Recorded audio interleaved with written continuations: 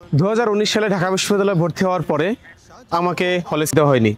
তখন বাধ্য হয়ে থেকেছিলাম হলের বারান্দায়। এমন বারান্দা যেখানে বৃষ্টিতে ভিজতাম, রোদে পুড়তাম।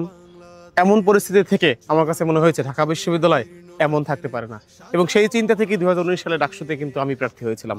এবং তারই ধারাবাহিকতায় আজ এই 5-6 বছর ঢাকা বিশ্ববিদ্যালয় ক্যাম্পাসে শিক্ষার্থীদের অধিকার নিয়ে কিন্তু আমরা কাজ করছি। আমি খায়রুল আহসান মারজান, আন্তর্জাতিক সম্পর্ক বিভাগ, ইসলামী ছাত্র আন্দোলন বাংলাদেশের প্যানেল থেকে ডাকসুতে জিএস পদে 10 নং ব্যালটে প্রতিদ্বন্দ্বিতা করছি। আমি চাচ্ছি ঢাকা বিশ্ববিদ্যালয়ের শিক্ষার্থীরা বিশ্ববিদ্যালয় ক্যাম্পাসে যে সমস্যাগুলো ফেস করে সেগুলোর জন্য পরিবর্তনে আমরা কাজ করতে পারি। 1 বছরের যে ডাকসুর সময়কাল, সেই সময়কালের মধ্যে যে কাজগুলো করা যাবে সেই কাজগুলো করার জন্য আমরা প্রতিজ্ঞাবদ্ধ। আমরা রিসার্চ করে 3টি সমস্যা বেসিক খুঁজে পেয়েছি, যার সমাধান করা হলে ঢাকা বিশ্ববিদ্যালয়ের 90% সমস্যার সমাধান হয়ে যাবে। নাম্বার 1 হলো বিশ্ববিদ্যালয়ের যে রেজিস্ট্রেশন প্রক্রিয়া সেটাকে ডিজিটালাইজ করা। অর্থাৎ একজন শিক্ষার্থী তার ভর্তি থেকে শুরু করে বিশ্ববিদ্যালয়ের প্রত্যেকটা সেমিস্টার থেকে শুরু করে সনদ প্রাপ্তি প্রত্যেকটা কাজ সে যেন অনলাইনে একটি অ্যাপের মাধ্যমে, মোবাইলের মাধ্যমে সে যেন করতে পারে।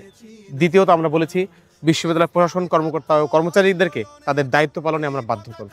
বিশ্ববিদ্যালয় প্রশাসন কর্মকর্তা কর্মচারী তারা তাদের কাজে তাদের দায়িত্ব পালনে তারা অ্যাকাউন্টেবল না, তারা তাদের দায়িত্বগুলো ঠিকমতো পালন করে না। আমার বিশ্ববিদ্যালয় প্রবেশ যে গেট আছে সেই গেট যদি গেটের দারোয়ান ঠিকমতো দায়িত্ব পালন করে তাহলে কিন্তু বহিরাগত যানবাহন এখানে ঢুকতে পারে না। আমার বিশ্ববিদ্যালয় হল প্রশাসন যদি তার কাজ ঠিকমতো করে তাহলে হলের দখল কিন্তু কোনো ছাত্র সংগঠন নিতে পারে না।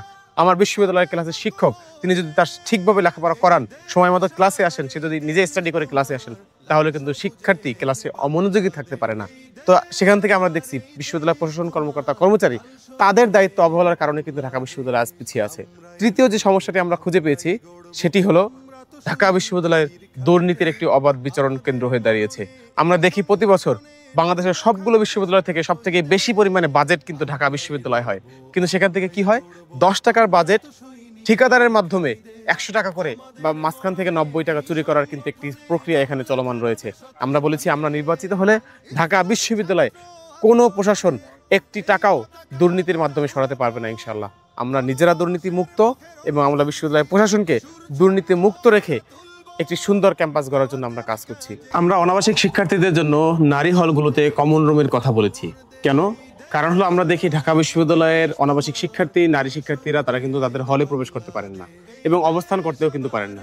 ফলে অনাবাসিক যে নারী শিক্ষার্থী সে সকাল 9টায় যদি একটা ক্লাস থাকে এবং বিকেল 3টায় যদি আরেকটা ক্লাস থাকে তাহলে এই মধ্যবর্তী সময়টুকু সে আসলে তখন কি করবে? তখন সে মূলত বাধ্য হয়ে কিন্তু বটতলায় বসে, আমতলায় বসে কিংবা কার্জনের বারান্দায় বসে। তো আমরা বলতে চাই এই সময়টুকুর জন্য হলেও নারী শিক্ষার্থীদের হলে কমন রুমের ব্যবস্থা থাকতে পারবে, যেন ক্লাসের ফাঁকের সময়গুলোতে অথবা পরীক্ষার পূর্বের রাতে বা এই ধরনের ইমার্জেন্সি সময়গুলোতে তারা যেন সেখানে অবস্থান করতে পারে, থাকতে পারে, বিশ্রাম নিতে পারে, খাবার খেতে পারে, নামাজ পড়তে পারে। সেজন্য প্রত্যেকটি নারী হলে একটি করে কমন রুম স্থাপনের আমরা ইশতেহার দিচ্ছি। ডাকসু হলো শিক্ষার্থীদের অধিকার আদায়ের প্ল্যাটফর্ম।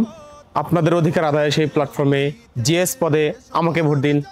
আমি খায়রুল আহসান মারজান, শিক্ষার্থী, আন্তর্জাতিক সম্পর্ক বিভাগ। আসন্ন ডাকসু নির্বাচনে জিএস পদে 10 নং ব্যালটে আমাকে ভোট দিন আপনার অধিকারের পক্ষে।